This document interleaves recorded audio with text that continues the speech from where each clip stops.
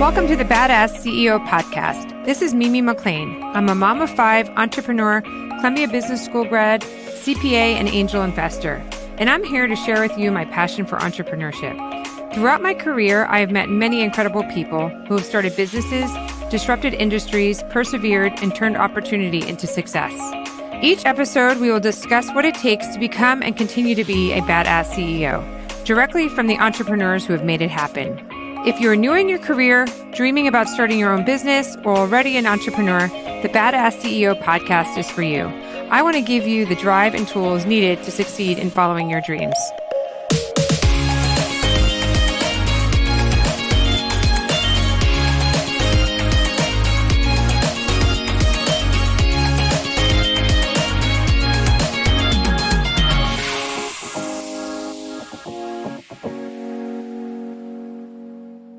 Welcome back to the Badass CEO. Before I introduce today's guest, I want to talk to you about accounting and bookkeeping. Even though I'm a CPA, this is a topic that makes my stomach turn. However, I found a company that does it all for you at a reasonable price. They do your bookkeeping and tax return with ease. I couldn't believe how easy it was to get my books up to date and how inexpensive it was. To learn more, go to thebadassceo.com/bench, BENCH. With that link, you receive 30% off your first 3 months. Now on to today's guest. Today we have Sheila Morovati. She is the founder of a non-for-profit crayon collection. If you always wanted to learn about starting a charity and how to do it, this is the podcast for you. Sheila saw the habitual waste throughout society and decided to create the changes needed to protect our environment. She started by saving crayons from restaurants that were being thrown in the garbage and donating them to the underserved schools. She has successfully spearheaded the ban on single-use plastic straws and cutlery in the city of Malibu. And from there, she started another charity called the Habits of Waste organization to continue working on the reduction of single-use plastics in the United States. There's so much to learn from everything that Sheila is starting, so let's just jump right in. To get your top 10 tips every entrepreneur should know, go to thebadassceo.com/tips. Okay, Sheila, thank you so much for coming on today. I'm so excited to hear your story because I remember when you kicked off or you started it was right at the beginning when we met. So I would love for you to talk to us about your story, about why you started this non-for-profit and how you came up with the idea. Yeah, so I was a new mom and my daughter was just a really picky eater, and having that feeling of anxiety every time I was feeding her was driving me crazy. But then one day we go to this one restaurant and she ate everything. And I kept thinking to myself, like, how wonderful for her to finally eat. So I kept going to this restaurant and each time we'd get free crayons. And by the end of the meal, some of them would barely even make it out of the box and they were being thrown in the garbage. And I kept thinking, this is such bizarre behavior. Like sometimes I think, what if someone was looking down from Mars or something and watching us with these brand new crayons just going straight into the trash? Meanwhile, I kept hearing news stories about the budget cuts in education and teachers not having enough money to outfit their classrooms with basic supplies. So I started asking the restaurants that I was going to if they would be willing to collect the crayons kids left behind that were still in good shape and donating them to underserved schools in a local level, like within 5 miles. And that was when the crayon collection was born. We took it a step further by asking artists to create project ideas using crayons as the main tool. And that way we could supplement art education resources to these vulnerable schools. Because to be honest, it shouldn't be that, you have to be in a certain class or community to have access to art education. So it's a really simple process, but a really big impact. That's great. So once you had the idea, setting up a charity or non-for-profit is a big deal, right? It takes a lot of work and a lot of details. Can you talk about that process? Yeah, I think because I didn't know what it takes, I just kind of like naively went into it because I kept talking to all these different restaurants because I said, okay, if I could get CPK to do it, maybe I could get Islands to do it, and then maybe I could get Denny's to do it. And the bigger and bigger my goals became, the harder and harder it became for them to participate in any of this initiative because they were saying, are you a nonprofit? And I kept saying, well, no, it's just a good idea. It's just an initiative. It's not, really like, we're not really even touching anything. You guys are doing it. We're just pairing you up with a local school. But the more I realized it's necessary to be able to have a nonprofit in order to, get these big guys on board. And so the universe was really kind to me. A dad in my kids' preschool class was a lawyer, and he was like, I can help you. And before I knew it, we had our 501c3, and then we had a bookkeeper who kept us, kind of in check with everything that we need to do in order to file properly. And well, that was a long, long time ago, but that's really how it kind of just fell into my lap to become a nonprofit. That's great. And is there like a lot of yearly up-to-date things that you have to keep up to keep that charity in good standing? Yeah, we have to be as transparent as possible, and we really are. And that's kind of the main goal, is to just make sure that every single dollar spent, every single dollar received is accounted for, and we have it all, in public record. So that's really the goal, is to be as clean as possible with the bookkeeping, to make sure that you're able to show everybody what you're doing for each program, what it's costing, all that kind of thing.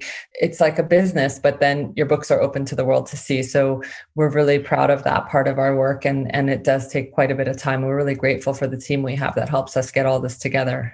Oh, that's great. That's great. What has been the hardest part about starting this?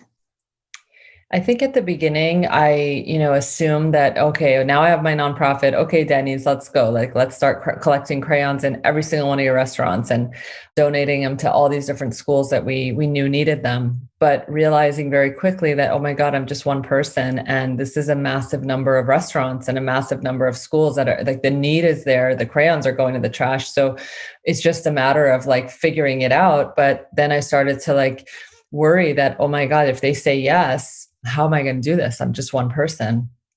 And so I started to get creative. So I would call sororities at UCLA and take them breakfast. And then they would start calling all these restaurants with me and pairing them up with local schools. And, I definitely did that for a long time, but then realizing like, no, I actually like it's growing too fast and I need money to pay for people. And I had not really planned on that part of it. I had just planned on just having the 501c3 in order to work with the big restaurant chains. And so that was the hardest part, to like sort of shift gears and suddenly have this fundraiser hat on and start to recognize that I need to raise money to hire people. Because at the time, I didn't feel like I needed any money. I was still doing the work as like a volunteer almost. And I just wanted to do some good in the world. And then I realized, okay, no, there's more to it than this, that I can, in order to make a real impact, this has to be a real business and really run like a business. And so that was sort of the surprise that I got. But I mean, we succeeded and we did it. And now we have a full team and we know how to fundraise now, and took a lot of seminars, a lot of classes. The Annenberg Foundation really helped us through this process to coach us. And so we learned one day at a time, but we learned. That's great. And then obviously you've had success raising it. What have you found to be challenging or the most helpful in raising money? Well, I'll tell you what ended up happening that actually was really key. Within a few years of starting the crayon collection, I kind of had a really big pivot in the work I was doing, because I was able to recognize that there's a lot of straws being thrown away in these restaurants too. And so I knew that if I could do something about that, then that would be a really big deal. So I started to spearhead the first plastic straw and cutlery ban in history, which was in the city of Malibu. And having that under my belt actually changed the game, because people started to take notice of me and my work and my initiatives, including crayon collection. And the trajectory changed for us because we started to have a second branch almost of the work that included the plastics and things like that. And that became habits of waste. And so now we have two arms almost within the same umbrella. And it helped a lot, because when you prove to people that you are worthy of their dollars, because there's so much competition. But what we became successful at was showing people that not only we're not just talking about it, we're doing something about it. And here's what we've done.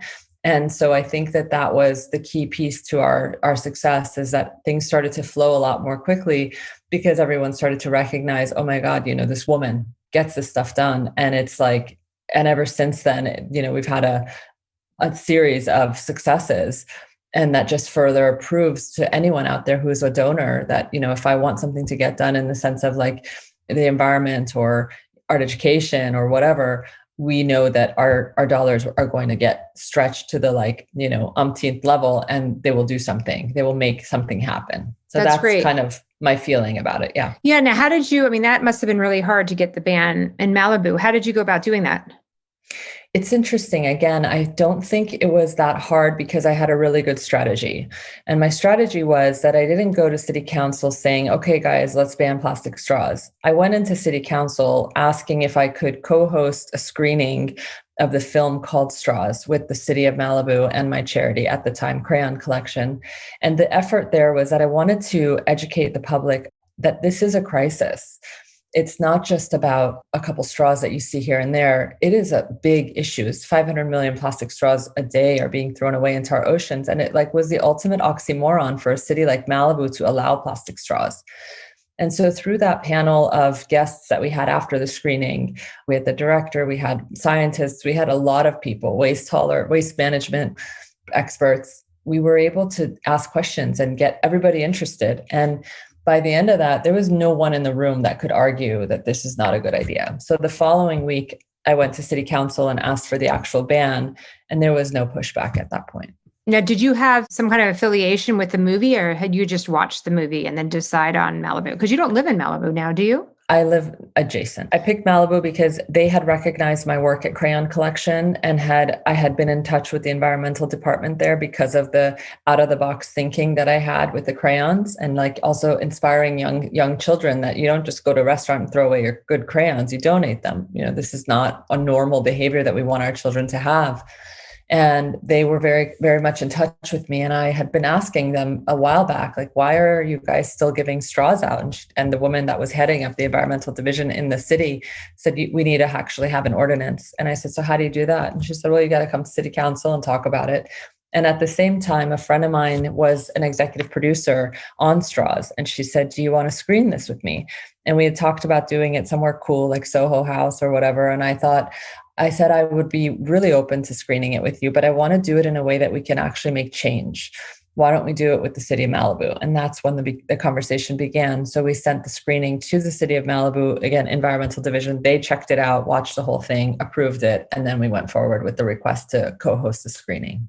That's really amazing. Now, you also have had some great accolades that you have listed on your website, the Guinness Book of World Record, and you've had shout outs from the White House, I think it was, or from the Senate. Can you talk about those? Like, how did you get? Yeah. So part of my philosophy about environmentalism and running a nonprofit is that we need people to participate. My organization, both of them are global organizations that if you're a human being on this planet, you can participate essentially. And that's our goal, is to get loud and let everybody know. And so we decided to set a Guinness World Record because yet again, it's back to school time. And yet again, so many children are going to school without the supplies they need. And we're just looking to the teachers to spend their personal earnings. And it was about an average of $900 a year last year, pre-pandemic. And I think that, that is just wrong on so many levels. We're like the richest country in the world, and we're just depending on our teachers to buy with their very minimal salaries to be able to outfit these classrooms. So I said, well, what if we made some noise around this and started to collect crayons and benefit these teachers in the city of LA and show everybody that, crayons are not trash. They are really not trash. So we decided to donate the most crayons in history, and we did 1,009,500 crayons to 700 teachers that attend LAUSD and have basically in Title I schools, which are when more than half the students live under the poverty line. And they were so grateful. And that was a very special day for me because it's actually really hard to set a Guinness record, and you'd be surprised at how much we went through in order to get that done. But my goal in that was, once again, to show the world that, hey, we need to step it up. We need to stop throwing away good crayons or good supplies. Like, even if you ever go to the golf clubs, they have pencils that they use once and throw away. So why are we doing that? It's just rethink that and start to support your local schools. And at crayoncollection.org, we have a school finder where you put in your zip code, and all the Title I schools or Head Start centers in your zip code or near your zip code will come up, and you can support them in any way. That's great. What's amazing is that you did something about it. Like, every time I fly, and especially if you're up in like first class and they give you those little bags filled with all those little like toiletries, and like, especially the men never use them. Like, you see these perfectly fine bags sitting there, and they just throw them out and they just get rid of them. You're like, what happens to all those toiletries? I always think to myself, like, what happens Yeah. to them? But you And did something about it. yeah. And I mean, like, that's a really good example of like the homeless shelters would love those. And every time I've ever heard anybody ask me about those, I say, you got to take it to the homeless shelters. And it's just a lot of steps in place for that. And for a person, to grab one at a time and go. And I hope that the airlines can do something in that regard and just like have a collection of those, because you're right. It's just such a shame. There's everything a homeless man or woman might need are in there. Right. You know what it is? It's the logistical like nightmare, right? So like look at your Mhm. situation when you took on, okay, I'm going to do the crayons. How did you logistically like take whatever like container? We had a container at our nursery school that you must have given them.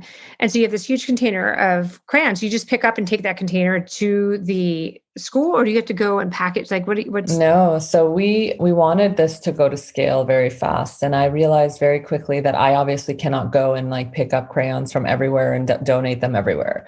So I thought to myself that the best way to do this is to have it be a community model where anyone in any community can help their schools. So essentially what we're doing is we're helping if someone can't figure it out on our website, because we have all the resources right there. The goal is that if you live in Milwaukee, if you live in, Tulsa, wherever you are able to start a crayon collection in your restaurant or in your school. If your school is in a well-served neighborhood, we have even a sign that you can download. We have a partnership with Penguin Random House, who has been sending out really cool boxes to restaurants who want to participate. And then every month you have a paired school within 5 miles that will pick up the crayons. So your school had a partner school that was picking up the crayons once per month. And sometimes, a representative from your school might drop it off. It's just the way that the schools figure it out, essentially.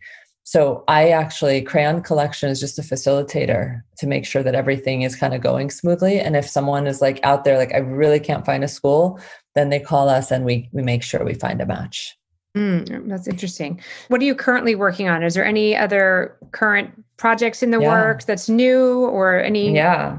So, as I mentioned with Habits of Waste, we began to recognize that the straw and cutlery ban in Malibu was really important. But what about all that takeout food? How come I keep getting plastic cutlery even if I don't want it? And I just don't know what to do anymore. So I started to, put my sociology hat on, which is what I actually have a degree in, not environmentalism, funny enough. And I realized, and a friend of mine actually, we were talking on the phone, and we realized that if you change the default settings in these food delivery applications so that you don't actually receive plastic cutlery unless you want it, that's the only way to start to curb this insane amount of trash. So we launched Cutout Cutlery. It's a campaign that basically was an email campaign where we were sending emails with one click. It's still on our website, to Uber Eats, Postmates, DoorDash, and Grubhub, asking them to change the default so that it's opt-in. Luckily, within a couple months, we got the attention of Uber Eats and Postmates, and they both changed. Postmates just announced that within a year of joining the Cutout Cutlery campaign, they saved 122 million packs of cutlery from entering the waste stream. That equates to $3.2 million of savings for restaurants. And Uber hasn't given us their numbers yet, but they just delivered their billionth order. So I have a feeling it's way more than 122 million. And then right now, we're still trying to convince Grubhub and DoorDash. We've added Seamless, and we've even added some restaurants like Chipotle to the mix so that they can also start to swap to opt in, because the behavior changes so much when it's opt out. I did this based on a study that was done in the UK about organ donations, where when you opt in, it increased the organ donations to 80%. And so it just is such a interesting, they call it nudges. It's a nudge. And you can shift societal behavior a lot with these nudges. And so Cutout Cutlery was another one of those big successes that people are like, I can't believe you did this, you and your tiny little organization. And I'm really proud of it. It's true. We literally have a drawer of cutlery because I refuse to throw it out. Yeah. So I literally have a drawer that's like all of that from the to-go stuff, because I'm just like, and the other thing that drives me nuts, and maybe we could figure this out, is the FedEx boxes and the FedEx bags. Like, how is there not something that's like a reusable that I could just, or even I get something from Amazon every day. Like, just give me a cart that says the McLean's, that literally you pick up and drop off, and you're at my house every day anyway. So just swap it out. We actually started a campaign called Ship Naked. And the idea is that many of the products that we buy actually come in its own box, and we don't need it to go in another box. So at least those can come in naked, we call it. So we have, again, emails ready to go to Walmart and Amazon. We're just about to launch that one. So everybody's tired of that, actually. And that's a huge problem, especially for the number of trees that are being cut down just for these cardboard boxes. It's crazy. I mean, the only thing I would say about that is at Christmas time, remember there was like a whole article that these kids were coming home and they were seeing their Christmas presents because it was like shipped in an empty box, like it didn't have like the back so they could see that it's the dollhouse, whatever.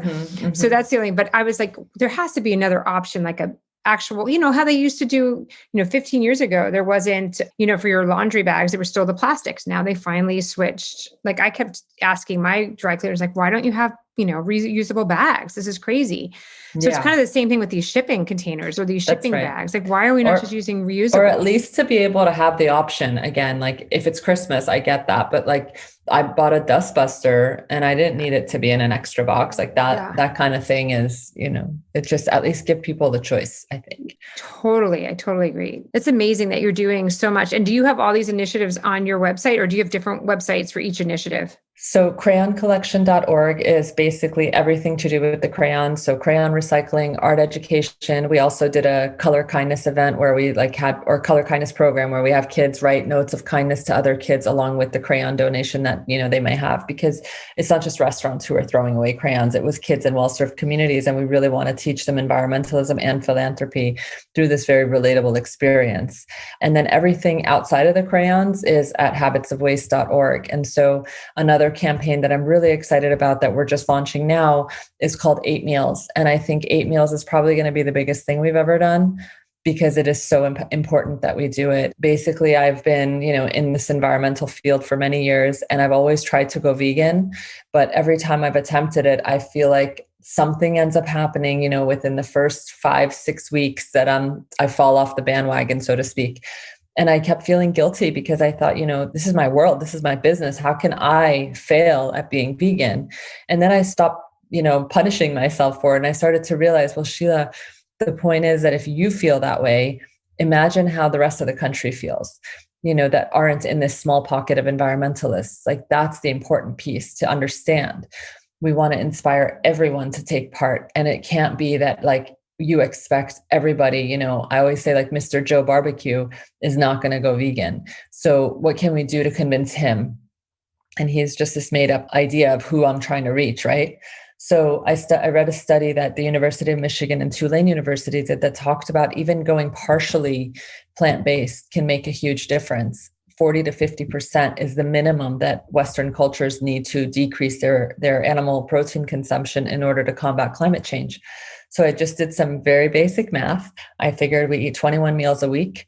What if we took 40% of those? That becomes 8 meals. And I asked the researchers, what would this equate to? And so by eating 8 plant-based meals a week, you save 540 kilograms of carbon. And that's the equivalent of driving a hybrid car for a year. So it's no joke. We really do have a lot of power here. And so what I'm trying to do now is launch an 8 Meals campaign where we challenge one another and friends, and we're creating an application so that there's all sorts of recipes. There's a calendar so you can plug in your 8 meals and essentially create a lifestyle, not a diet, but a lifestyle that incorporates more plant-based eating. It's good for your body. It's good for your planet. And the way we're doing it, we're not trying to ask people to go and buy 1 million vegan supplements, but how about, you eat beans and such, or how about you try a recipe that has lentils in it? And it doesn't have to be expensive, and we want it to be accessible to everybody. In fact, our goal is for the meal that you make to cost less than you would have otherwise spent. Right. And just for people, I'm pretty familiar with it, but just for people who are listening who might not be, why is it important for people to go vegan? That's why there's the Meatless Monday, right? It's so can you explain to people why that's important? Amount of greenhouse gases that comes from animal agriculture is probably the most horrendous piece of the puzzle for climate change right now. And we in America are responsible for a lot of it. And I think that that's essentially what we're trying to combat. But the point is that also it's a societal norm to assume you need to eat all this animal protein with every meal. And now we have so many great options. And I've just been so excited about the meals I've been making with my family. And it's almost like a game, trying to find that really yummy dal that we made actually, like, and it's Indian food and it's fun. And actually in the pandemic, it's a really good time to get creative like that and try new things. And so we're basically doing all the work for everybody in this app, and we're going to consolidate all our favorites that don't cost a lot of money, don't have a lot of crazy wacky ingredients, and make it easy and doable for anyone out there to participate. That's great that you're doing that, because it does make a difference. Like, you never would think the gas from cows make the difference, right? And then also, like, I had this conversation with my mom once, like when they were younger, she said we would have meat like once a week, like on a Sunday, you would have like a pot roast. Like, she's like, you didn't have the quantity of meat it was too expensive. The quality was too great. So it was expensive. So unless you had a lot of money, you didn't have meat every day. And we have just cheapened, right? Meat. So it's become so cheap that people can have it every meal. Anyway, but it's great that you're doing it. I didn't realize you were doing all these other initiatives. Oh yeah, I could keep going. I have so many, and there's so many problems out there. Another one that we're working on is called bars over bottles. And what we're trying to say is, like, the shampoo companies need to come up with more bars. So if Pantene right now is the number one shampoo in America, so we're asking, why don't you guys help create a better option for the planet? So make that shampoo, but in a bar format, so that, again, we don't expect people that live outside of LA, New York, all these places that can go to, the malls and buy the fancy shampoo bars. But we want to start asking and putting the onus on these large companies like Procter & Gamble, L'Oreal, all these guys, to invest in creating those same wonderful products that everybody loves, but in a bar format, so that there's no packaging. And that's another campaign that we're rolling out in 2021, because it's time to stop expecting us as the individual to have to do everything and try to navigate all these obstacles. But if I go into a CVS right now, I will not be able to find one package-free shampoo. And that's not okay anymore. It's time. Yeah, because of all the throwout. So for anybody who is thinking of starting a charity or, being entrepreneurial, what any recommendations that you would give them? My first instinct is make sure you really are passionate about what you're doing in order to start a charity. This is not for the faint at heart. This is hard work. And, when you have a business, you're selling something and you make an exchange with people where you get, I have this, you pay me this, and I provide you with that. And it's just a simple, 1 + 1 = 2. In charity, you have to figure out a way to connect with that person's heart to give you their money and to fundraise. And if you aren't passionate about what you're doing, it's very hard to reach that other person's heart and understand that, conveying this message to them is so important to you and to the world, and the impact that can be made, and bringing them into the picture as a donor. That is really, really the challenge.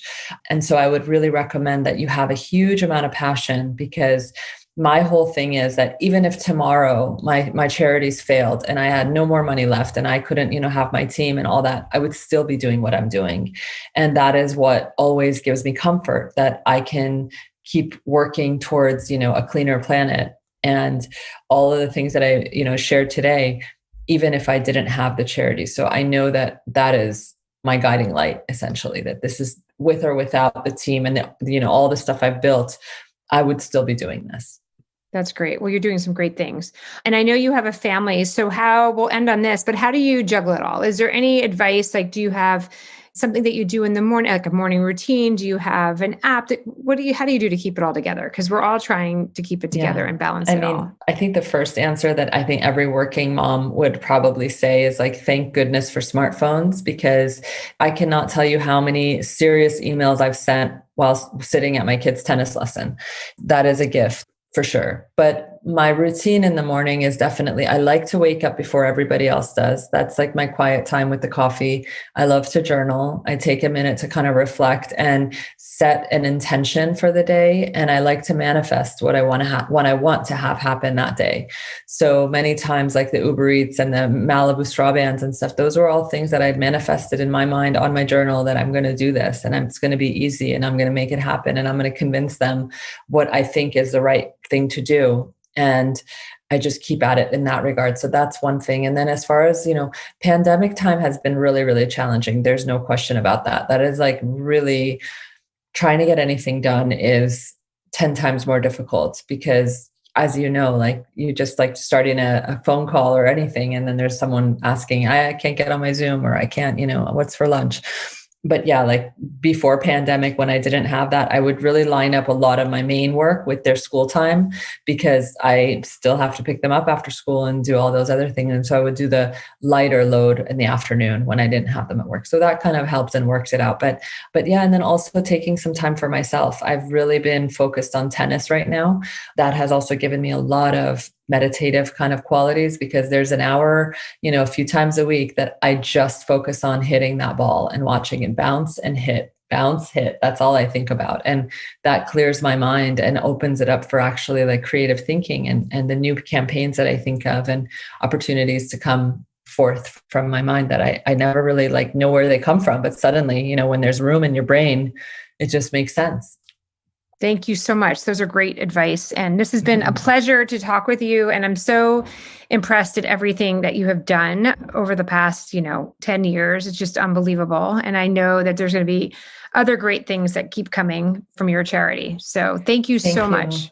Thank you, Mimi. I would just like to invite anyone out there who's interested to follow us at Crayon Collection or at How Changers to just keep up to speed. And then we keep on kind of bringing up these new campaigns where anybody out there can get involved and participate. We'd really love all your listeners to join in. That's great. Well, thank you so much. Thank you for joining us on The Badass CEO. To get your copy of the top 10 tips every entrepreneur should know, go to thebadassceo.com/tips. Also, please leave a review as it helps others find us. If you have any ideas or suggestions, I would love to hear them. So email me at mimi@thebadassceo.com. See you next week, and thank you for listening.